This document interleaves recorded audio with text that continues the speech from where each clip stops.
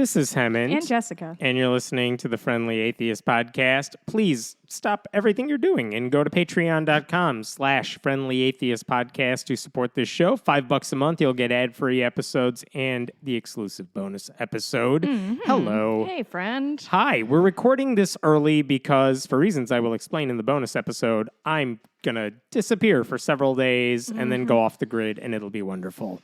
So we're recording early. Yeah. And I just saw you like 3 days ago. I know, and you were... No, I hate seeing you this often. I know, and I know you thought you will have nothing to discuss, and yet boy. I have everything to discuss. And we've had some inflated episodes lately, so I'm very interested to see what else you can come up with. Cause There's stuff. Yeah? Let's All right. let's start with 60 Minutes this weekend, because the news show ran a segment about the Mormon Church that was welcoming to see, and kind of shocking that they actually covered this stuff, because how often do they necessarily cover Never, ever. all the bad stuff going on with religion?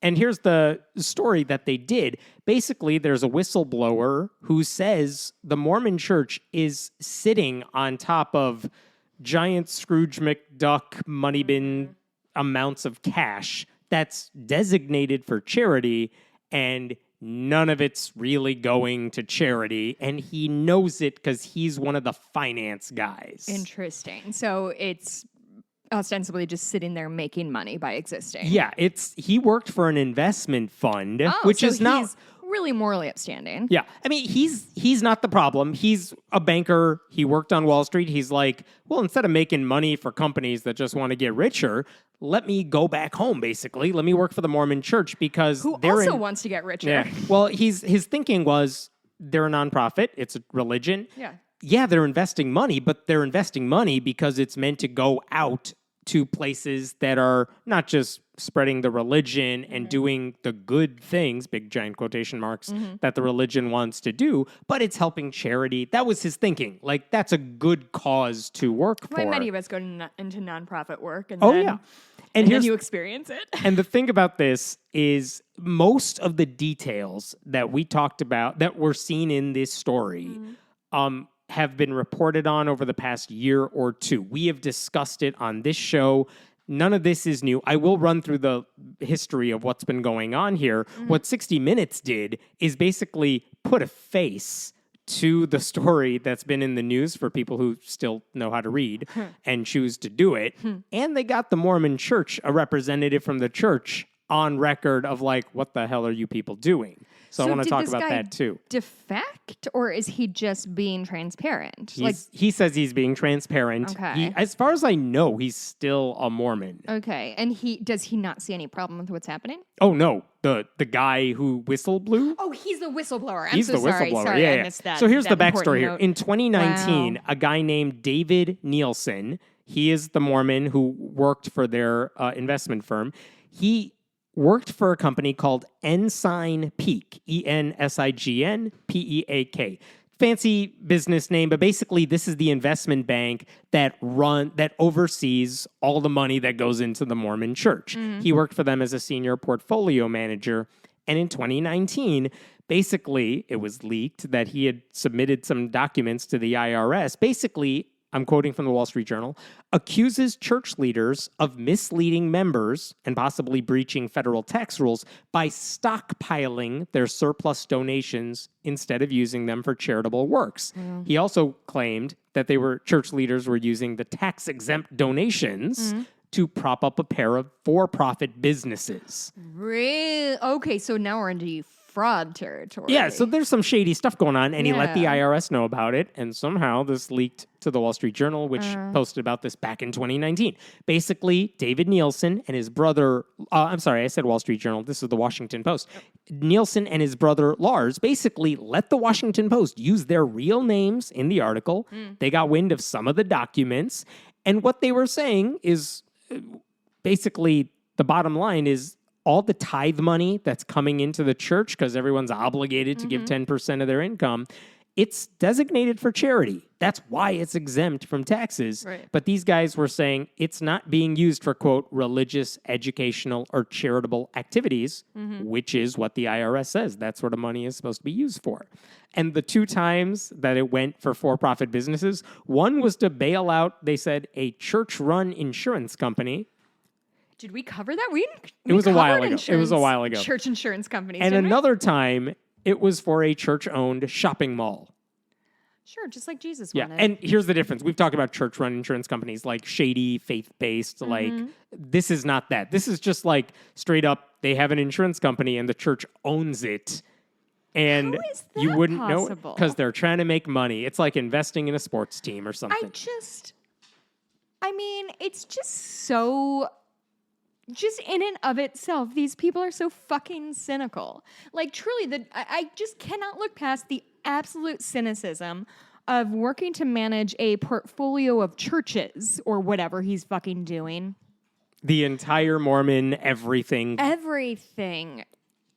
And you're not even doing the one thing you're supposed to be doing, which is giving out the money that you collect. Like, he's how arguing, can you be no. a person- Some money did go out to where they said it was supposed to go, That's not what I'm saying. but not the amount that it's supposed to be. But like, how can you be John Mormon, whoever's the head of the Mormon Church these Yeah, days? it's John Mormon. Who is aware, like, how can they in the same brain hold the fact that they're Mormons and they're supposed to help their community and they're so brave and they wear their shirts buttoned up so fucking high, but also I am going to illegally sit on this money because I'm going to make more money on the interest it earns me than I perceive the good it will do out in the world. Right. And that's the question 60 Minutes wanted to ask the church as well. Are So you we will an get to that. asshole or are you an idiot? We Which will get one to is we will get to that question. it? When this allegation came out from the Nielsens, it was so damning that the guy at the time, his name is Jeff Green, he probably still is, the richest man in Utah. He's a tech guy worth about $5 billion. He literally submitted his resignation to the Mormon Church, specifically citing what those whistleblowers said in his letter. Good for him. And then this year, February of this year, we learned that the Securities and Exchange Commission, the SEC, had conducted an investigation looking at 20 years worth of filings made by Ensign Peak on behalf of the church. And here's the thing, without getting too technical, because I don't know what I'm talking about. Investment managers who hold over $100 million in assets are supposed to report their stock holdings every quarter. There's a special form you can use to do it. The firm, however, did not fill out that specific form. They used 13 shell corporations with addresses located throughout the United States. New Hampshire, I bet. Which allowed the true wealth of the Mormon Church to remain hidden from its most devout members. Because instead of saying the Mormon Church has like X amount of dollars, it's like, oh yeah, Riverhead over here has a ton of money. What's Riverhead? Well, no one's going to ask because why would you know what that is? And they're trying to conceal it from their own parishioners. It looked like that's what they were doing. Cool. This is a good religion. From the SEC. Former Ensign Peak president Roger Clark said he believed church leaders were concerned that public knowledge of the fund's wealth might discourage tithing. How can you be good without God, though? He said the church was concerned that members might view the firm's holdings as endorsements and try to buy the stocks the church owned.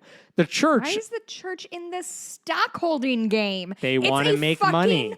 Church. The church was aware of Ensign Peak's misleading disclosures, the SEC said, and church officials wanted to avoid disclosure of the amount and nature of their financial assets. So Here's what's frustrating.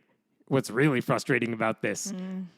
Because the SEC, because it's the government, because it's limited in what it can do, they settled the case with Ensign Peak for being so shady. For how much money? Oh my God. $5 million. And what's the difference there between what they earned and what they had to pay? That's the right question. I will answer that for you. Ensign Peak had to pay $4 million, and the Mormon Church itself said we'll pay a $1 million penalty. Can somebody explain to me why we think penalizing a company with a penalty that's less than what they earned is anything. Like, if you commit a crime or fraud or whatever, anything you made on the top of that is gone. You know, it should be. It's like Donald Trump with the E. Jean Carroll case or whatever. Like, he owes her $5 million or $6 million. Like, he won't notice any of that gone. How is it going to? It's not going to hurt him. Or he only has $35 in his checking account like the rest of us. Here's the thing. If Ensign Peak managed $32 billion in assets, which is like the floor of what they could have had, it was probably much more. $5 million, we're talking 0.016%. That'll learn them. A small fraction of 1%. It's nothing.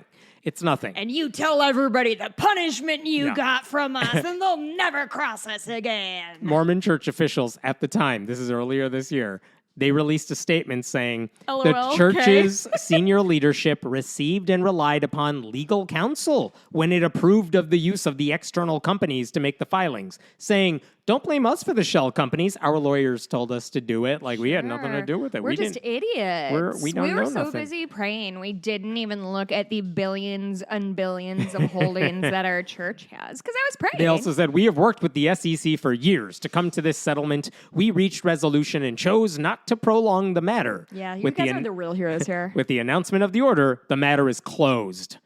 Okay, so here's the thing. After that minor hit, according to the Salt Lake Tribune, the Mormon Church seemed to be doing just fine. Like, none of it hurt them. The latest SEC filing valued the amount of money Ensign Peak was holding on behalf of the Mormon Church at $44.4 billion at the end of 2022. Sure. Oh, wait. And topping their list of public holdings was stakes worth more than $1 billion in Apple, $1 billion in Microsoft, and more than $1 billion in two types of shares in Alphabet, the company that owns Google. Like, they're just using this money to invest in tech firms and stuff. How is this shit legal? Yeah. What the fuck is the point of anything right now? How is it that, like, my husband and I had to pay $1,000 back in taxes this past year, and these motherfuckers are like, oh, yeah, we have $44 billion. Oh, $1 million. $1 million? That's so much. Oh, I guess. But I want You're taking you to money notice. away from good Mormons. I want you to know we're the bigger person because we chose not to drag this out. Yep. So take this $1 million, again, 0.01% of our shit, and thank me for it. Right. And here's the thing. Fucking hate these people. The only people who might come away with that response, which is the right response, are the people who have followed this case for several years, ever since Mormon Leaks first shared some of these documents in 2018. But how many people are looking at those documents? How many people are talking about it and reading, like, ex-Mormon forums? Right. And then even reading mainstream media reporting on what's been going on? Very few. So the question is, like, if the Mormon Church was afraid that publicizing how much money they're sitting on might discourage tithing, it's entirely possible it did not, because how many practicing Mormons followed this and accepted the reporting for what it was? Well, we don't know. Isn't it mandatory tithing? So how the fuck is it going to affect it? I mean, either you leave the church or you just keep fucking well, how many people tithing. left the church because of this? We don't know, right? That's my point. But it You're doesn't right. matter. It doesn't matter if people left the church because of this, because there was no actual, like, problem here, because even if their fucking population halves over the next year, they still have $44 billion to cushion their fall. Oh, yeah. You're right. No one's upset about the church as an institution. Does this include their, like, real estate holdings too? It includes Is all that the money everything? they have, Okay. I believe.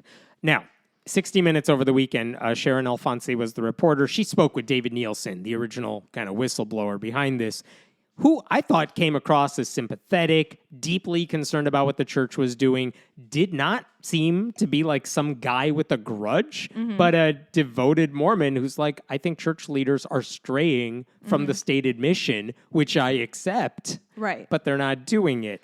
Now, here's what I want to talk about. I don't have clips of this because it would take half the show. Like, it would take a while, but what was damning about this segment on 60 Minutes is that they did interview Christopher, I don't know if it's Waddell or Waddell, but his title is First Counselor in the Presiding Bishopric. Basically, there's three... Bishopric? Yeah, well, I don't know. There are three dudes Mormon guys who kind of oversee all the finances, and he's one of them. His name is Chris. And basically, the reporter asked him over and over, like, what the hell is the church doing? Like, giving him a chance to respond to these allegations. Like, for example, what's the deal with the insurance company you bailed out and the mall you bailed out? And here's what he said. The church actually owned Beneficial Life, and fortunately, the church had the resources to bail out Beneficial Life during the financial crisis in 2008, 2009.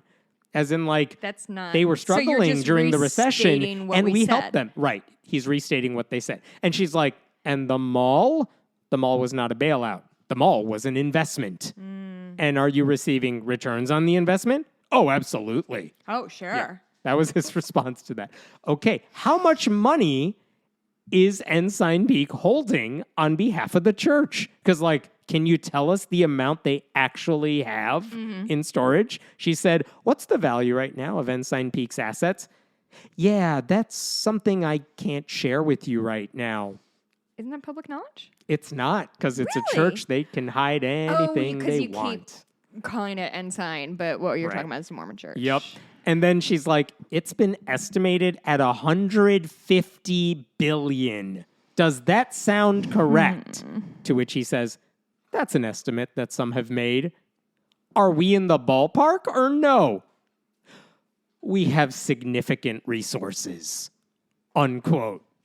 Cool. That's his response. You could had have- all of the time in the world to plan your response to that, and instead you're like, yeah, I mean, I guess. Do you realize if Real they were fucking polish, holding guys. if they were holding on to $149 billion, he could have said, that is an overestimate. That is absolutely false. We do not have that kind of money in our account. So you and think he it's would an have underestimation? he would have been 100% honest in saying all that. So you think he's getting away with something because it's actually significantly less than? I think he's not Then the saying it's estimation- $150 billion, or he doesn't want to confirm that because it's at least that Yeah. much.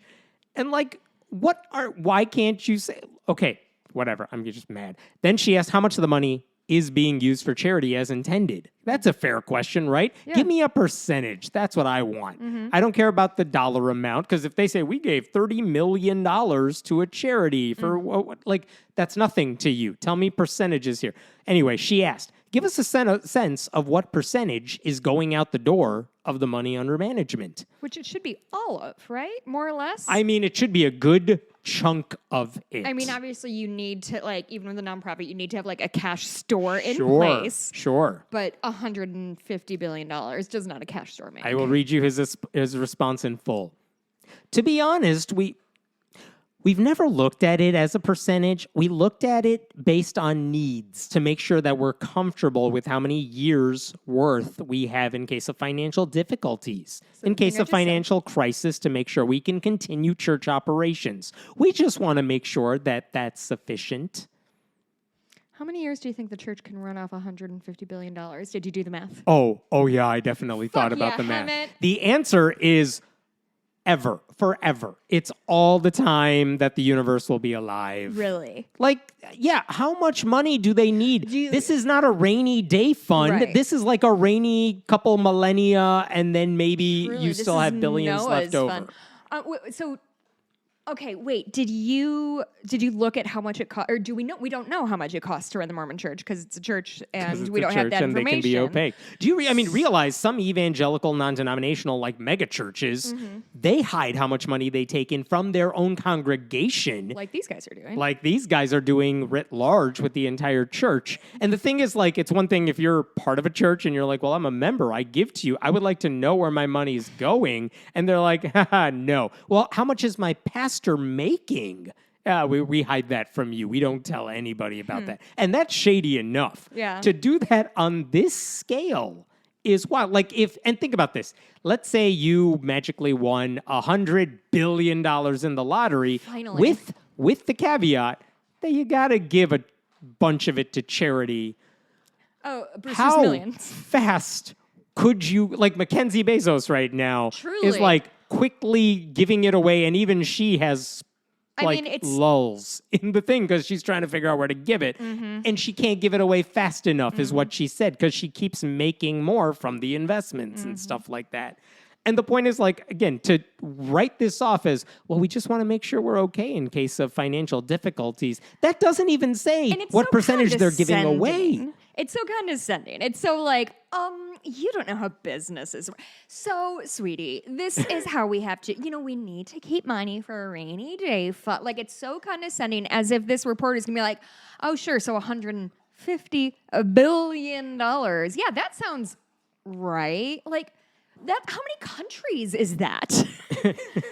It's like half like of Eastern all but Europe. 4 of them. Yeah, something like that. Then she asked finally, like, what about the idea that secrecy builds mistrust? That's right? Like saying you don't want to tell anybody. Yeah. Here's his answer. Oh, boy. Well, we don't feel it's being secret. We feel it's being Concealed. confidential. See, it's not secret. Fuck this it's guy. confidential. I hate these dudes. She says, what's the difference? Yes. To which he says, the difference is long pause.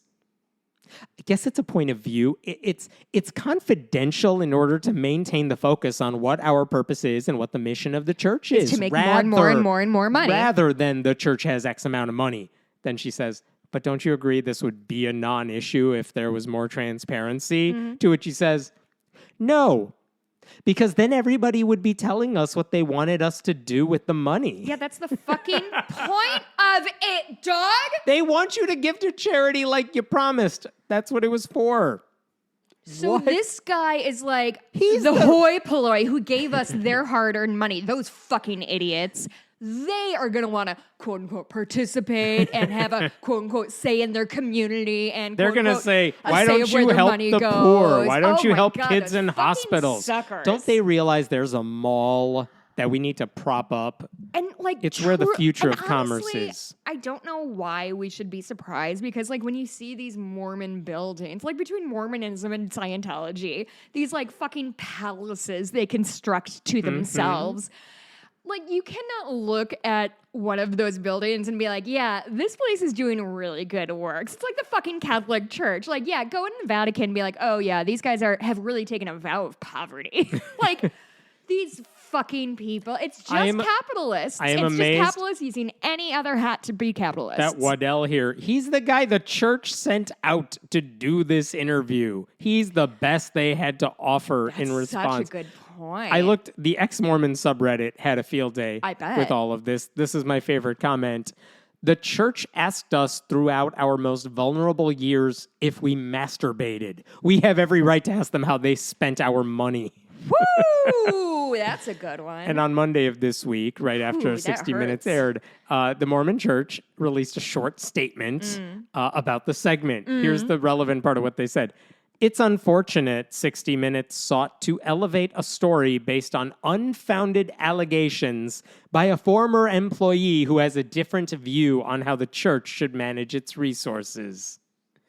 His different view, by the way, Nielsen's, is that the money should go to charity.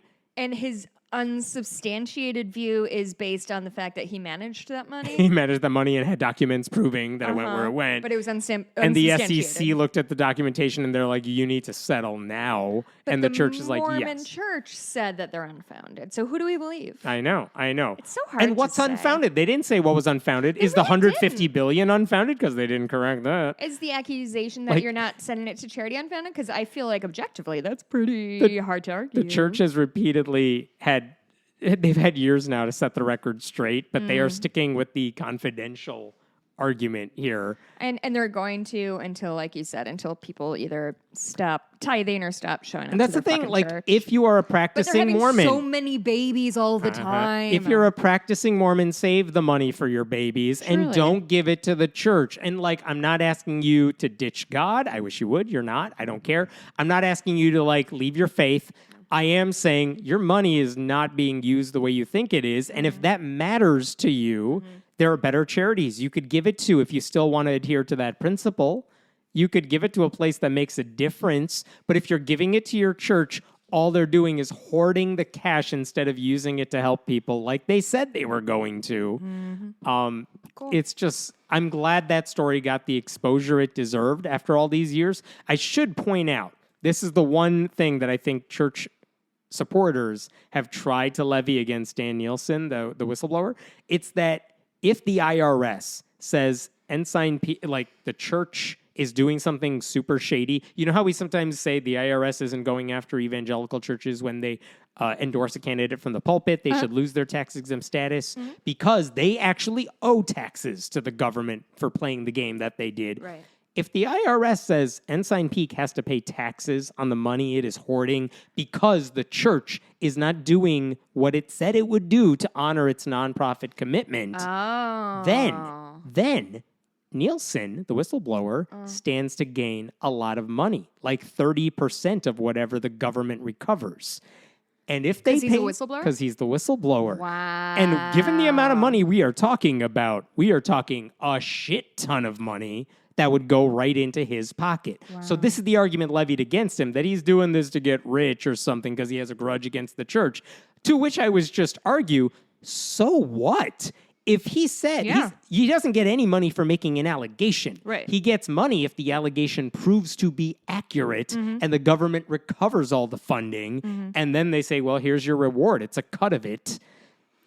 In order to get that money, you would have had to go through the whole process. Yeah, you need to have that information. You're not just going to you're not going to just like literally go in there and like blow an air horn. They're like, oh, here you go. Right. Here's $5 billion. So it's like that. He's not getting any of it unless the allegations are true. And if the allegations are true, we got bigger problems and than also, any of here's this. the thing. If he does get rewarded for his good behavior, that's a good thing. At this point, I trust what he would do with that money more than what the Mormon Church is doing with thinking. the money. So, like, what a terrible, terrible argument. Like, oh, he just wants to get back at the Mormon Church. Like, no, he wants to do the right thing. And the fact that those two things happen to align is neither here nor there. Either way, he's doing the correct thing. So who gives a shit why? yeah, amazing. I'm going to jump to a different denomination here, the Southern Baptist Conventions, because we actually got some good news this week. Good for us. According to something called the Annual Church Profile, which is compiled by Lifeway Christian Resources, which is Lifeway, which is an arm of the SBC, like their own research organization, puts out this annual church profile every year saying how healthy is the church, how many members do we have, how many buildings, all that stuff, how many baptisms. Like a financial, just numbers overall. Numbers overall, not finances, because like the Mormon Church, they don't have to tell you anything about money. So here's the article from Lifeway Research, and here's the part that I actually care about. The current total membership of Southern Baptist congregations is, I'm going to round here, $13.2 million. People, 13.2 million people, down from 13.7 million people in 2021. The 457,371 members lost is the largest single-year numerical drop in more than 100 years. Which is interesting because I looked back at what they wrote in 2020 in June. So this is covering a time period before the pandemic. And their headline at that time, the decline of 287,655 members is the largest single-year drop in more than 100 years. These are just, for them, historic falls year after year after year, which is amazing. So basically, largest single drop in 100 years, again and again. And here's what's important to know. In 2021, there were 13.7 million Southern Baptists. In 2022, which is what we have numbers for now, that number dropped to 13.2 million. In 2003, their height, they had 16.3 million. So they are dropping every year. COVID did not help because people couldn't go to church and then didn't feel a need to go back to church. Then you have older members dying off. Southern Baptists aren't known for bringing in the kids. There are fewer young people to replace them. Do you have an age spread for the SBC now? Old. I don't have a specific old spread. It's not. It's not shifting younger. It's staying old. It is not shifting younger. They still are well for them. A religion that is older people overall, which is true for just about every religion, to be honest. Sure. Now, here's the spin that Scott McConnell, executive director of Lifeway Research, here's the spin he tried to put on it. He said, we're just catching up on record keeping. Catching up is his phrase. We're catching up on record keeping and cleaning up the membership rolls by getting rid of people, quote, who stopped participating in an individual congregation years ago. Doesn't count if you say you're So Southern they're saying Baptist. they're purging their own roles. They're purging their own roles, which is why... we wanted to do this. This is Yes. on purpose, just like our plan. Which means... I'm very curious. He's trying to ward off any criticism for this year, but that means stick around for next year, because what happens if they have another drop? Because now you can't attribute it to cleaning out the rolls and just, right? Because now you've already done that. So what explains why people are still leaving? Well, they do continue dying as they want to do. Their membership is just declining. Now, so like they tried to celebrate the fact that we had more people baptized, which no one cares about because that's babies are idiots. You can baptize them anywhere. You can baptize whoever you want. They don't even know. But this was an interesting number from Ryan P. Burge, the sociologist. He said in 2012, for every member the SBC lost, they had 3 baptisms. So 3 new people kind of joining the fold. Yeah, in theory. In 2022, there were 2.7 members lost for every baptism. Wow. So for every new person they're bringing in, they're still, he said, quote, that math just ain't mathin'. So yeah, they can baptize all the people they want. The cup is still leaking faster than they can refill it.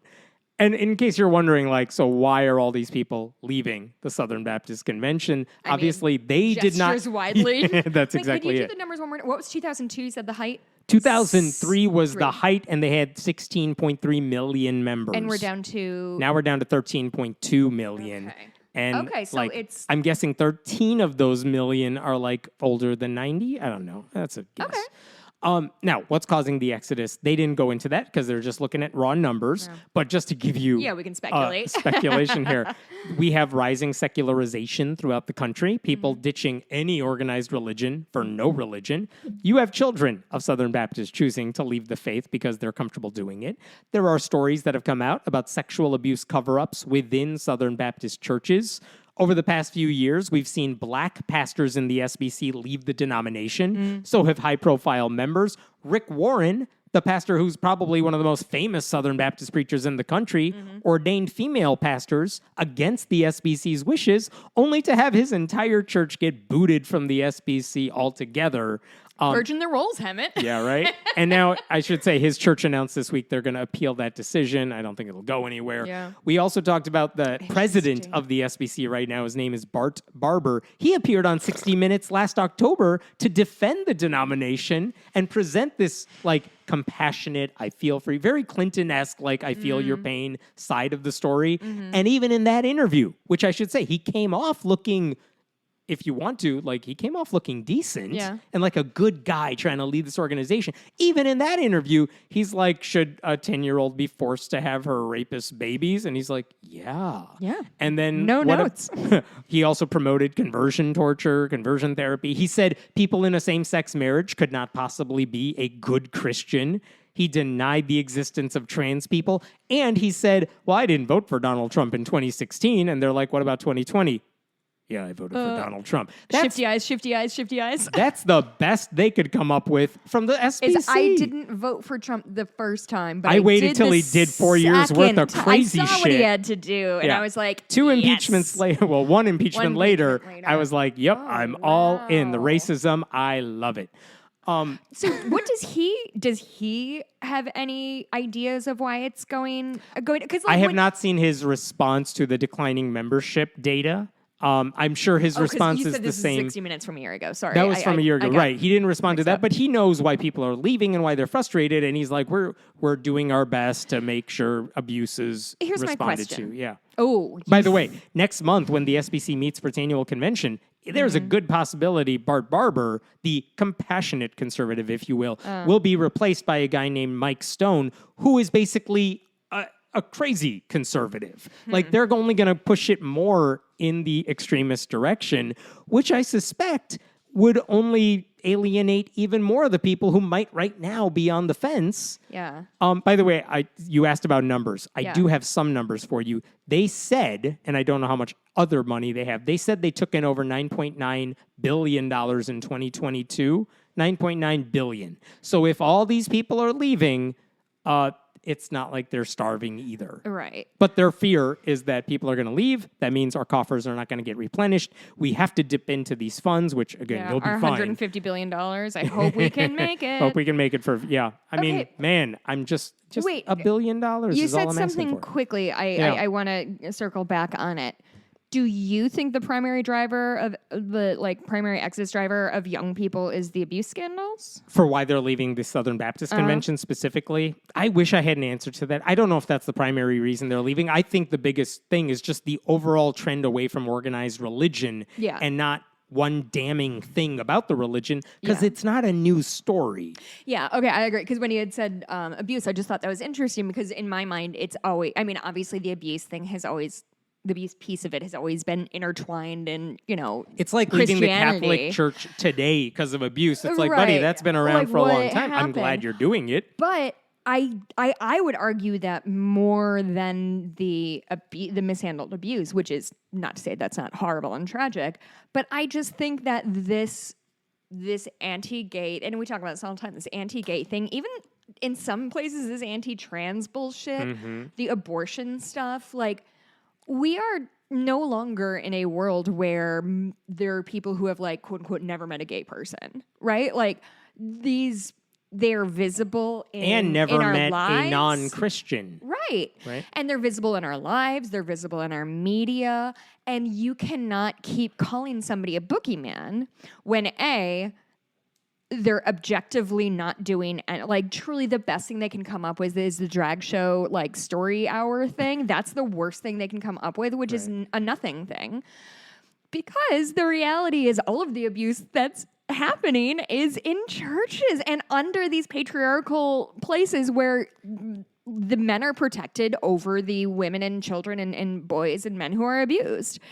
It reminds me of those Republicans who blame cities like Chicago, like, your murder rates are insane. No one wants to live in blue cities. It's like, where's the murder rate higher, in a blue city or a red state? And the answer is always a red state. Oh, I mean, honestly, I recently saw some charts of, like, life expectancy across the country, and in the South, it plummets, and it's fucking sad. It's sad because it doesn't have to be that way. It doesn't have to be that way. We don't have to keep doing this draconian bullshit for no specific reason. They vote for it.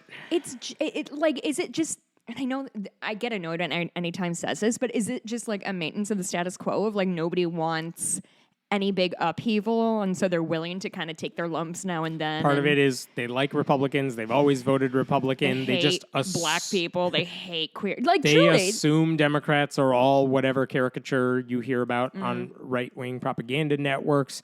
And part of it is just reflex. Most people do not care about politics. Maybe they vote in a presidential election, and even then, they're low information voters. Right. And so, if you just say some shit about someone like Joe Biden or whoever, insert Democrat here, there are plenty of people who will believe it, and then they go to churches like this where they're surrounded by other people. There's always one loud asshole who just dominates, like, whose AOC is everything. It's like, you can't recite any one of her policies. Truly, like, they don't know, and they don't really care. Ryan Burge, who I mentioned as analyzing some of this data, saying the baptism versus people entering and leaving and stuff, he actually pointed out, like, the biggest change happening demographically is this drop in church membership and a rise in non-religious voters, and atheists, even though we are a small fraction of white evangelicals, atheists are more politically active overall than white evangelicals are.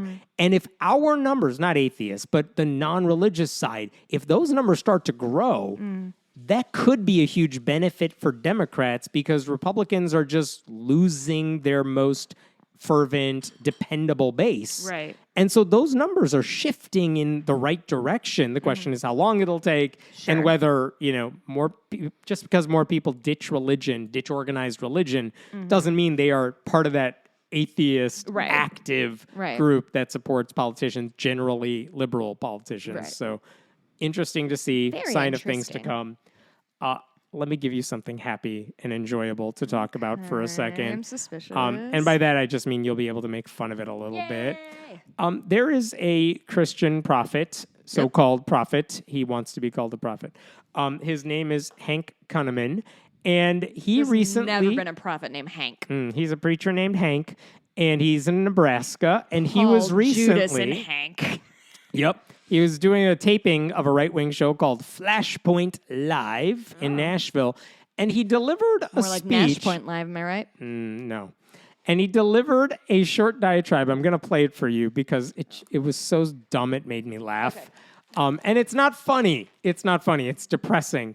But his argument is that climate change is not anything we need to worry about because really, climate change is just God's way of telling us which Bible verses we should be reading. Oh, I can't wait. All right, so this is about a minute long. Have fun. Let's roll. Enjoy this. Here's And there Hank. will be temperatures that will reach for a season in the hundreds. And it will be as though it would be 103. And you will say, what is this? And God says, do you not know Psalm 103, forget not my benefits? And then it will be 106 and 107. God says, do you not understand that the Lord is good and his mercy endures forever? And then they will say, but God, what is this about 105? And God says, do you know that I led the people out with silver and gold and there was not one feeble as I delivered a nation? And then they will say, what is this that has reached 118? And God says, it is the sign.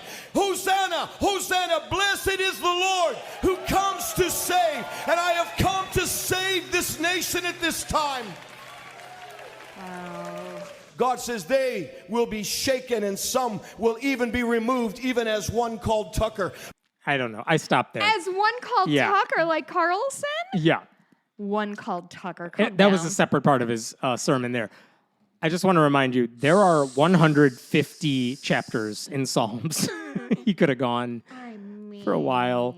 This guy is saying if the temperature reaches 118 degrees, which is bonkers, don't worry. it wouldn't matter. It's I just would be God's. I mean, ashes. we will have melted. It's a sign from God. And by the way, this is assuming, as Gunneman does, that we're talking about degrees Fahrenheit because most of the world is not doing that. I mean, and why Psalms? Because it goes up to 150, and that's his little is that the game only book I that don't think goes there's up another that one that goes high? up that Like, high. what if it's Deuteronomy? I want to know what those all say. here. Deuteronomy stops at like 30-something. Gang, the only reason I know Deuteronomy is because of cats. Old Deuteronomy. Yeah, no.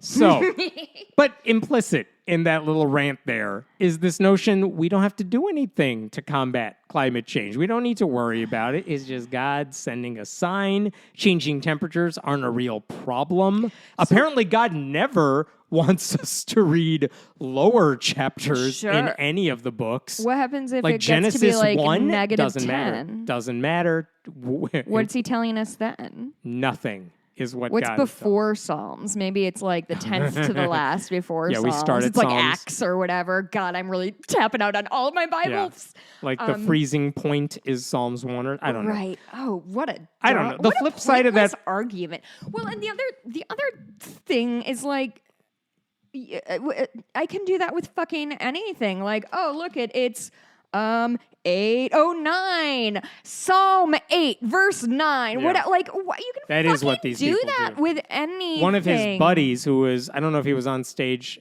he might have been that very same Where's this event. gentleman? This guy, this was in Nashville, but he's from Nebraska. Okay. But another guy has done this thing where he holds up like the college football championship was yesterday. The score was whatever, 38-14. And if you look at that verse in the Bible, and then he just keeps talking, and it's like, oh yeah, the score of the football game was really a message from God. Have you ever heard Why didn't you bet on the game, buddy? Have you ever heard of the movie The Number 23? I promise this will be relevant. No. It was a Jim Carrey flick from like 2007, maybe 2004 or 5. I think around there. And it is just about a guy who begins to see the pattern of 23. Number 23? Yeah, 23 everywhere in his life. But the problem is he's like, well, the number, like the way they get to 23 is like, okay, well, your name is Hement. Hement is 6. And then H is the third letter of the alphabet. So you multiply it by that, boom, 23. You can pick and choose anything you want there. And it's genuinely the worst movie I've ever seen. I absolutely recommend you guys watch it. But it's true, like just watching this guy, like, and even in the premise of the movie, watching this dude be like, okay, see that phone number? The first letter is there, the first number is this. And then if you add the second numbers to the first number, 23. And it's like, Well, yeah, 23 is a pretty common number. I would say it's like top 23 most common numbers. Like, you're going to find it if you're going to be like, okay, Joel got Joel. Okay, J is 7. Yeah, you can play this game with anything at any time, and that's the reason no one should take it seriously. We are a pattern-seeking people. It is how we have gotten this far in the world, and now we have gone too far. Sometimes there's not patterns. I'm jumping to Canada. Can I come? No. We're in the town of Norwich. This is in southwestern Ontario. Okay. Christians don't run the government there, but there's enough of them in this particular township that they could basically get whatever they want. That sounds familiar. And what's interesting is, you know how we've talked about blue laws in some states where you can't sell alcohol on a Sunday morning? Indiana for a long time, you couldn't buy booze on Sunday. Several states. Oh, I have remember. Those I was types in of college things. there, my friend. Well, in this part of Ontario, in Norwich, and I should say in Canada, they had a national prohibition on, it's called the Lord's Day Act, prohibiting business transactions on Sunday until 1985 when their Supreme Court declared it illegal. Excuse me. I don't know if that applies Did to you everything. say It might, I don't banned know. all transactions? Like, yeah. You couldn't shop on Sundays. So just everything is shut the fuck down. Don't ask me to tell you how gas. how Canada law works. I don't remember. Or Colorado law. I'm reading bits and pieces at a time. Okay, But you're doing the great, point is, Evan. it wasn't until the 1990s that all the social pressure, like let us just do shit on Sundays, got the governments to change course.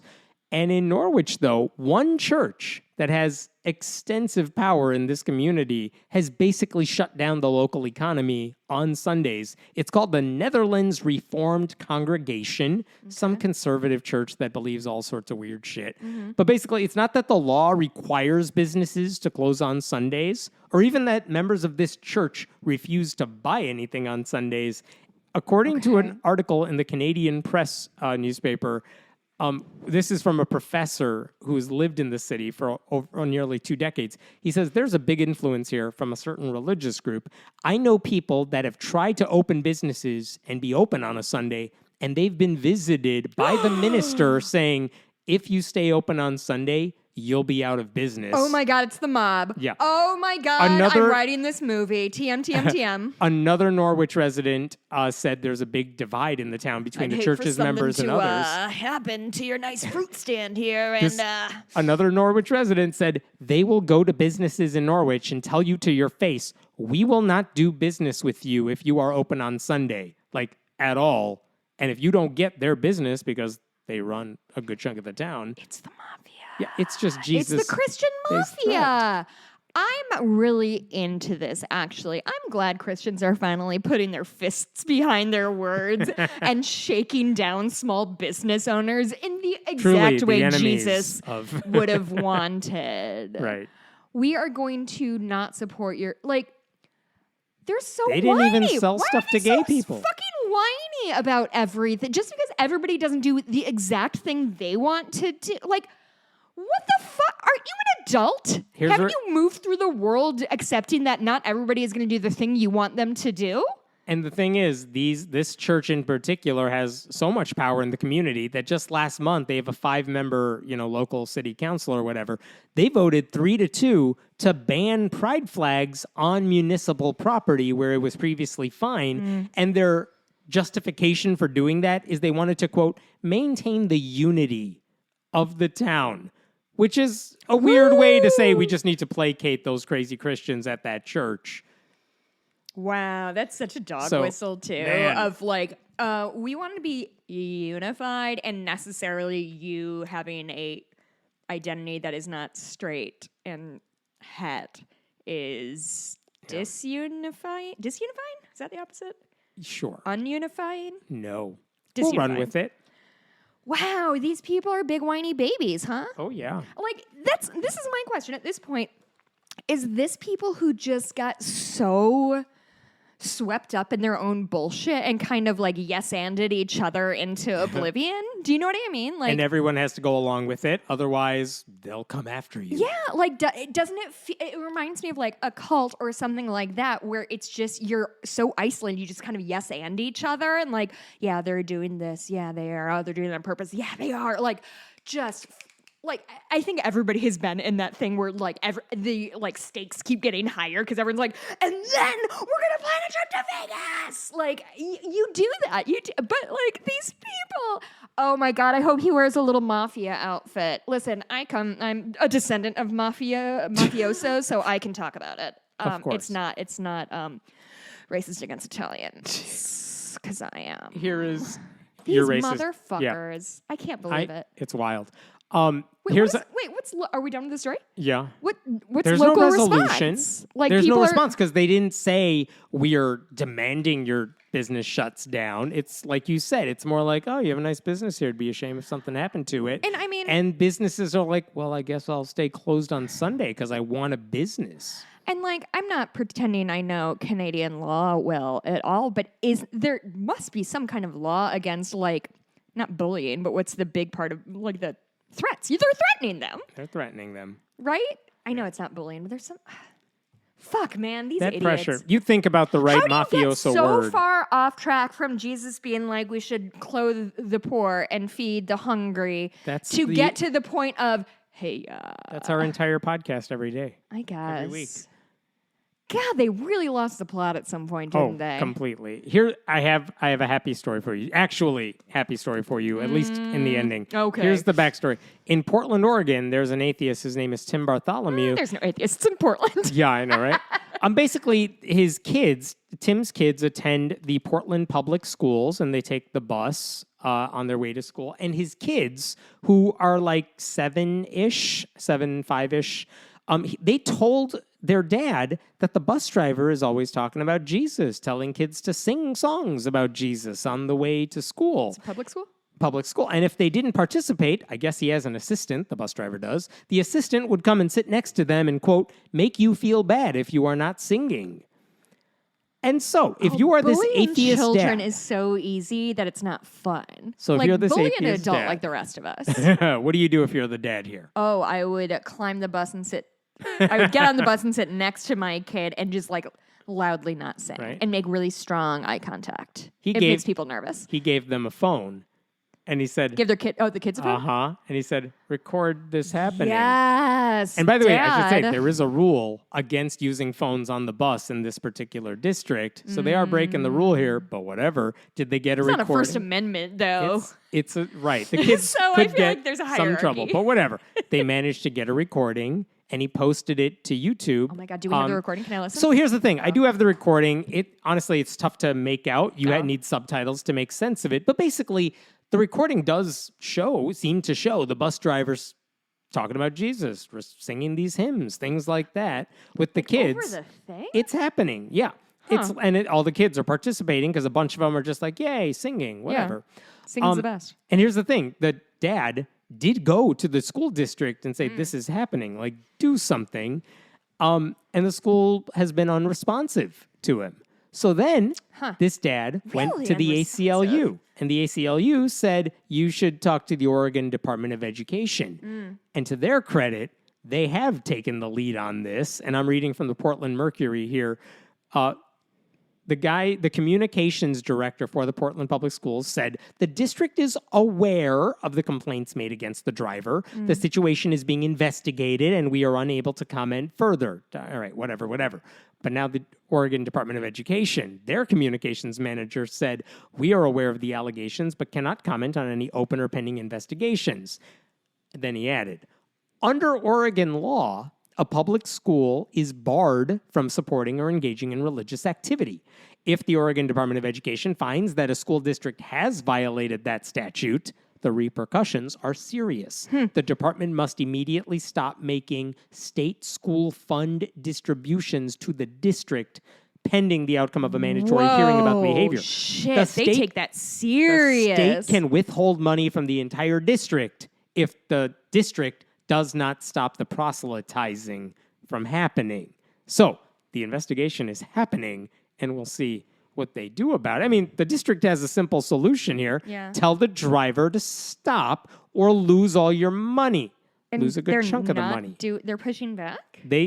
The Portland Public Schools said, we have spoken with the driver now about this on multiple occasions, but then this is the statement they made. This is to the newspaper. I'm reading from the newspaper. The district has also come up with a method for determining how to proceed with possible corrective measures. According to the email that the reporter got, the district will upload bus video footage from 10 to 15 randomly selected dates since mid-March and watch them back. If they find that the driver ever invoked religion, they will reassign him to another route.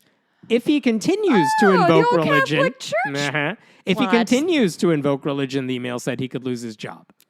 Why the fuck would changing routes matter? I have no That's idea. That was my question deeply too. How many confusing. strikes do Christians get here? Like, there's video of him in the act. And Why so do you he- need the surveillance footage? And he's gotten multiple complaints. Well, he's gotten one complaint, but they keep saying we are aware of the issue. We have talked to him But that's multiple what I'm times. saying. There have been multiple Discussions about it. with him, with Yeah, the driver. apparently. And like, why would you even think about reassigning him? And it's possible that the district doesn't control his employment because they might outsource the bus company. That's thing. a good That's point. possible. However, I still don't know why I do. reassigning him to another route I just figured would it solve. out. Yes, There go is for it. actually a huge bus driver shortage in the country right now. A huge bus driver That could be shortage. true, yeah. Because no, it is No, true. no. I'm not saying you're right about the bus driver shortage. It that could could be. be the reason they just would reassign him and put another kid here. I but that guarantee wouldn't they stop just don't the have problem. it. No, of course it wouldn't. But I'm just in their head. right. They don't have any way to replace this guy with. So here's the question then. If this were a Muslim, a Satanist, doing what he's doing, do you think they would reassign his route or would they fire him or find a way to get him fired? don't ask condescending questions. Yeah, to me. exactly. I don't want to appreciate that. Meanwhile, in the meantime, the atheist dad, Tim Bartholomew, he says he doesn't feel safe putting his girls on the bus, so he's driving them to school himself, which I don't know what that does with his work or something like that. Sure. He told the newspaper he's not trying to get the driver fired. He just wants the driver to do his job, Yeah, which all the is driver has to fair. do is not that. I should say in 2014, I was looking back for this. In 2014, there was a bus driver in Minnesota who was caught inviting kids to pray with him on his route. Yikes. He was fired, but then in 2018, working for a different school district because he got a new job as a bus Same thing. driver elsewhere, he was caught doing the exact same thing. That's the whole point. Like, that driver could not be trusted to do his job. He cared more about forcing his faith on kids than getting them to school on time while obeying the law. And this driver seems to be in the same boat because I don't know if he stopped doing this thing. I am shocked that a person can get fired for doing a thing and not learn that lesson at all. Like how, Yeah, like the he guy saw in- this person who, like whatever. In Minnesota. Yeah, this person in Minnesota who got fired and then started doing, got a new job, did Mm-hmm. the exact same thing. Like, how fucking hard is it just to not? Like, Miss Higgins was bus 3 bus driver, and the only thing she did was turn on the lights when we got too loud. Like, Right. we weren't close personal They friends. weren't asking him to not be Christian. They were asking him to do your job while you're on the clock. Your kids aren't your projects. Yeah, that's wildly inappropriate. I would So be kudos to really the mad. dad. I will say, I don't know if the kids have gotten in trouble for the phone thing. I'm very curious if the district will try That to go does after feel them. like that kind of thing of like, well, you shouldn't have had a phone Yeah. in the first place, and that's why your murder video doesn't count. Right? Like, Yeah. You also broke a rule, so we're all criminals here. We're all sinners. Fuck these people. One last story for you here. tired. I have to say, like, we've talked about this guy before, Sean Foyt. He is the guy he's a Christian singer who during the pandemic would hold giant concerts that became super spreader Yeah, events, I no remember this masks guy. ever.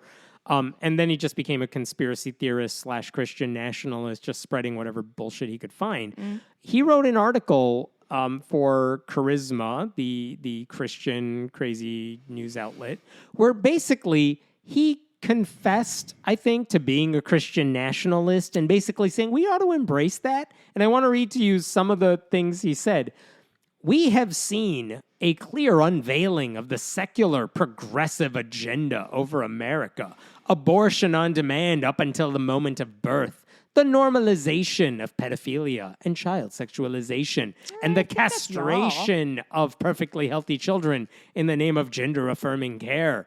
This, the fruit of anti-Christian leaders employing and legislating dark See the things him agendas and over our fingers are nation. doing. It's really upsetting me. It's my evil fingers. yeah.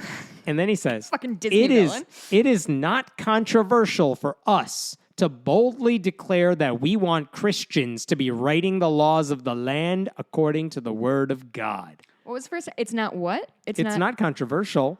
Oh, Basically saying we should be Christian nationalists. Our country would be better if only Christians and not Muslims and not brown people and not those other people do they were want writing the our laws. rest of us to leave, or do they want the rest of us to convert? Convert, submit. Oh. Either or. He wants a theocracy, and what's unsaid in his piece is who would suffer at the hands of his Christian No, he ruling mentioned class. all of them. Yeah. Children. Yeah, children, people who Queer don't agree people, with him. yeah, like there would like- be, and by the way, there would be no room in his theocratic country for progressive Christians either. They would be heretics, maybe even more so than us. Oh, and he I- doesn't see them as real Christians. Well, and I hope that if a baby is born intersex, they do the really cool thing that they used to, which is just look around the room and be like, boy or girl, boy or girl, girl. Okay, Someone snip. pop the balloon, show me what the gender reveal says. I'm done. True, like that's what they used to do. They'd be like, okay, well, it's not clear, so vagina, I guess. Snip, snip, snip, snip, snip, and then like all of a sudden that kid is not feeling so feminine, and it's like, what? Why? We just literally cut off your penis when you were born, or whatever. Here's the thing: this I is don't not. think I got that right. This is not Foyt's first time doing this. He's been saying this stuff at events over and over, saying he's proud to be a Christian nationalist. He said. During one rally in front of the Texas state capitol, he said, we want believers in this building writing the laws of this land. This is a biblical belief that every Christian should believe. Wait, why are we talking about this guy? This is all stuff we Same know dude, about already. because he does all the Christian right-wing crazy rallies. Marjorie Taylor Greene, that conspiracist, was selling shirts, remember, last year, saying, proud Christian nationalist on the shirt. She was selling those. God, she's the And best. a Politico survey last year found that 61% of Republicans said they favored declaring the U.S. a Christian nation. Yeah, that doesn't surprise me. Like, this is not a bad apple or two. This is not me saying, look at this crazy guy who represents no. nobody. It's a universal. This is the party. Point of view. This is conservative Christianity for you. I mean, truly, it's conservatism and religiosity everywhere. It is the exact same pattern we see in the Catholic Church, right? Of like the status quo has to be protected and everything else submits to that. Like, these people are so fucking insidious. And I think they don't. I think they have kind of a sociopathic or psychopathic tendency of like not believing that you and I as like atheists or like queer people or trans people have like inner lives and inner thoughts and experiences that shaped who we are. Does that make sense to you? Like, I just think they think that There's are these no like, respect for you know people what who it- might disagree with them on anything. That's exactly right. And the other thing is oh boy, have you heard of like the NPC thing that like right-wing dirtbags on the internet do? Do you know what an NPC is? Go on. An NPC is in a video game or a D&D campaign where it's a non-playable character. And you see, there was a trend for a while of like white nationalists referring to sort of the rest of us as NPCs, which Shouldn't have any control over anything here. right, exactly. Like it just denies our humanity in a way of like the same way calling people sheep does. It's just denying your humanity in any point of view that you have.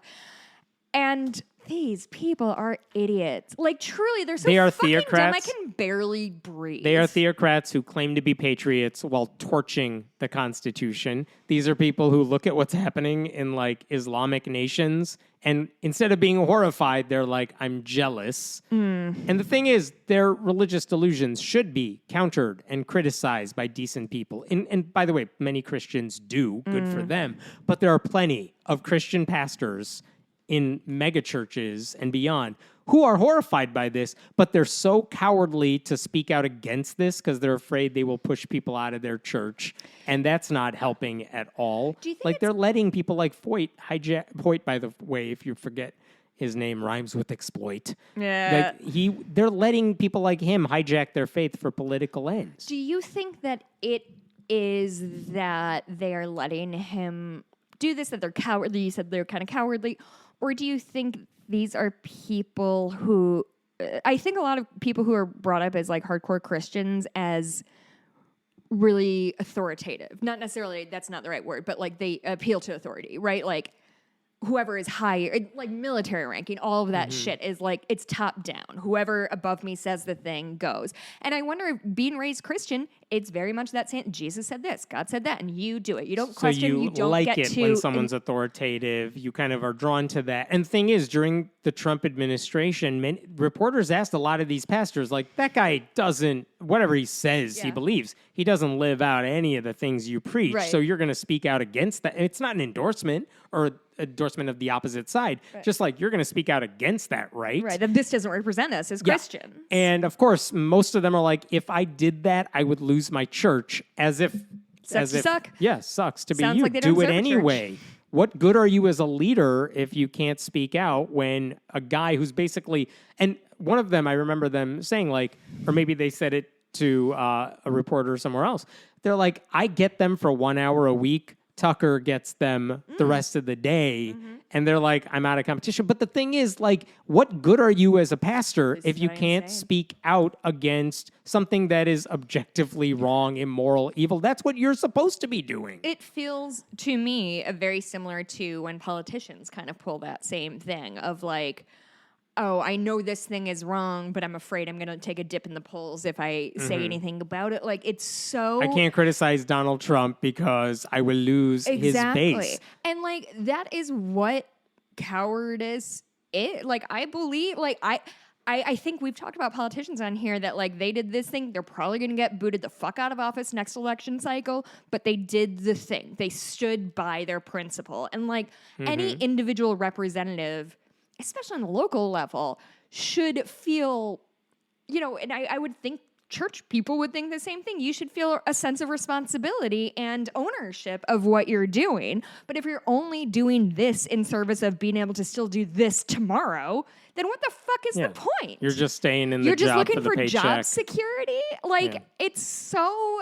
cynical. I know I keep saying that today. And if it is job security, then just say that. Truly. I just need my job, so I'm a coward and I'm going to do it. Yeah. Like, okay, respect to you. I get why you would stick in your job for that. I wish that wasn't the case. I wish there was a path out for you. But also, it doesn't help if you're saying, like, everything about the church is great except, you know, half my congregation believes in crazy conspiracy theories, then maybe that's on you. And they're too cowardly to push back against it because these people are so loud and angry. What are you all doing in small group? Like, what the hell? It really is, like, I have done things that I believed were right at the time, and whether or not there are consequences, understood that consequences could have been losing my job or losing some sort of position.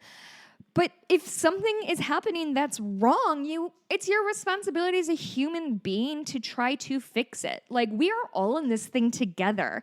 The last thing we need is just to hear from authorities and them being like, yeah, well, this sucks, but keep doing that and don't do that. And we're like, oh, okay, yeah, that's fine. Like, no, we need to push back. Like, it's a democracy still. We're allowed to speak back to power. These fucking cowards. Yep. Do something brave this week, gang.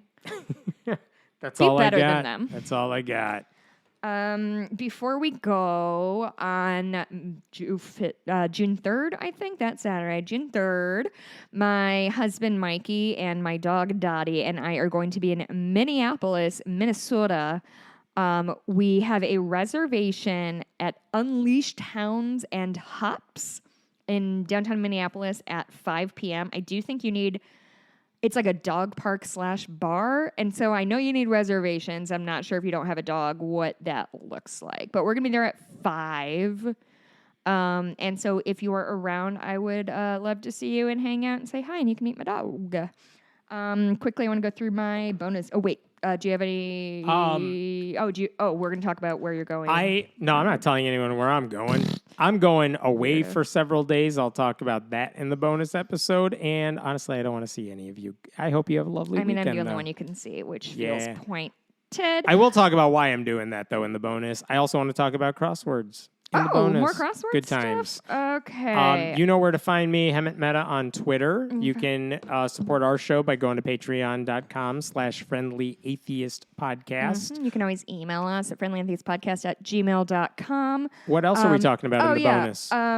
I watched the worst movie of all time. It's called Moonfall, and I'm still mad that it exists. Okay. I am watching the show Interview with the Vampire, and I have opinions about it. Did not know that was a show. Another show I want to talk about, a true crime show that I got so mad about. And then we did not talk about Biden's little clapback against the White House reporters. Do you remember? No. Did you see that when somebody was like, well, what do you think of the things that they're going to lose in the bill, or like they're going to eliminate in the bill? And Biden's like, well, what are they going to do? And she's like, well, they're going to eliminate a lot of things. What's a thing? Name a thing. And she's like, well, it just says they're eliminating a lot of things. He's like, can you name one thing? She goes, no. He goes, that's the problem. And it was outstanding. I didn't really tell it well. I do appreciate when anyone in the White House like takes those right-wing talking points and just asks for specifics. Yeah, and he even said, like, I'm not trying to be a smart aleck here. Like, I am asking you, can you name anything? And if you can't, do you see why we're in this position now? We already talked about this, so we won't talk about it in the bonus. Okay.